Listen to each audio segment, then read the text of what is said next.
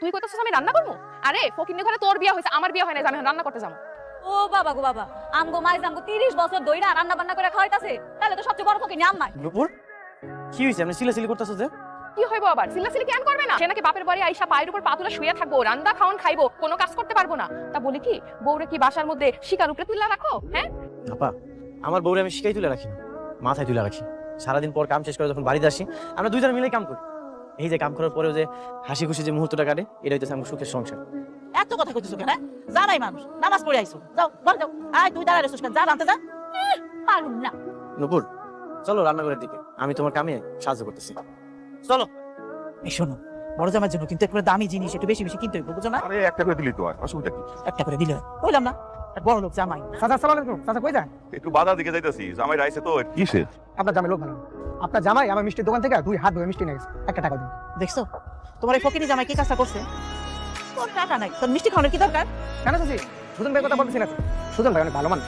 ওই আপনার পুলিশ জামাই আছে না, সে পুলিশের কথা বললা আমার দোকান থেকে 2 হাত ধরে মিষ্টি নিয়ে গেছে। ঠিক আছে বাবা, তুমি কিছু মনে করো না, ব্যাপারটা আমি দেখুন। হ্যাঁ তুমি যাও। আচ্ছা আসসালামু আলাইকুম। এই বাজারে গেছিলাম, তোদের জন্য একটু জামা কাপড় কিনে নিয়ে এলাম। হ্যাঁ দাও, নামাজ দেরি হয়ে যেতেছে না নামাজের, যাও যাও যাও। এই যে ধর পাইল, এটা হলো বড় জামাইয়ের জন্য। বড় জামাইয়ের জন্য হলো 2টা পাঞ্জাবি, 2টা পায়জামা আর একটা স্যুটের কাপড় আছে। আম্মা, আমি তো ব্র্যান্ডের কাপড় ছাড়া পরি না, শহরে যে ব্র্যান্ডের কাপড়ই কিনি। আপনি যেমন দিচ্ছেন ভালো হয়েছে, আমার খুশি হয়েছে। এই না একটা লুঙ্গি আছে। আম্মা, লুঙ্গিটা অনেক সুন্দর হয়েছে, আমি অনেক খুশি হয়েছি। আম্মা, এটা কেমন কথা? বড় দুলাভাই লেগে তুমি এত কিছু আনলা, আর আমার জামাই লেগে খালি একটা লুঙ্গি? আব্বা, আব্বা তুমি কই? কিসে? হ্যাঁ এই ঘরে তোমার বড় জামাই এত কিছু পাইবো আর তোমার ছোট জামাই কিছু পাইবো না, এমন হলে তাহলে থাকবো না আমরা জায়গা। না না, আরে তোদের জন্য তো আনছি। এই পাঞ্জাবিটা তুই জানলাম, কি করছো? জামাইটা দিচ্ছে। কি করতেছ আব্বা? আরে এটা হচ্ছে ওই যে ছোট জামার। না না, আমার লাগবে না। আম্মা, তুমি মানো আর না মানো, এই ঘরের ভিতরে আমরা 2 বোনের সমান অধিকার। তুমি হয়তো বা সমান চোখে দেখো না, কিন্তু আমার আব্বাই ঠিকই দেখে। আমি ভাবতেছি যে আমার যত সম্পত্তি আছে সব 2 বোনের নামে আমি নিজে বাইসে থাকতে লিখে দিলাম, আর নইলে আমি মরার পরে তোর মা এটা নিয়ে পক্ষপাত করবে। শুনো, তোমরা কিন্তু 2টা বোন, কোনো ভাই নেই। সম্পত্তির ভাগ ওই নুপুরে দেওয়া যাবে না।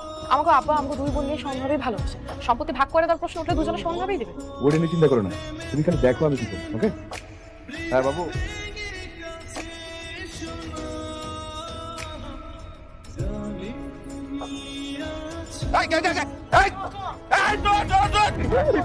কত বড় সাহস তুই আমার শ্বশুর বাড়িতে চুরি করতে? হ্যাঁ, তোরে আজকে থানা নিয়া ডিম খুলে দিব তোর।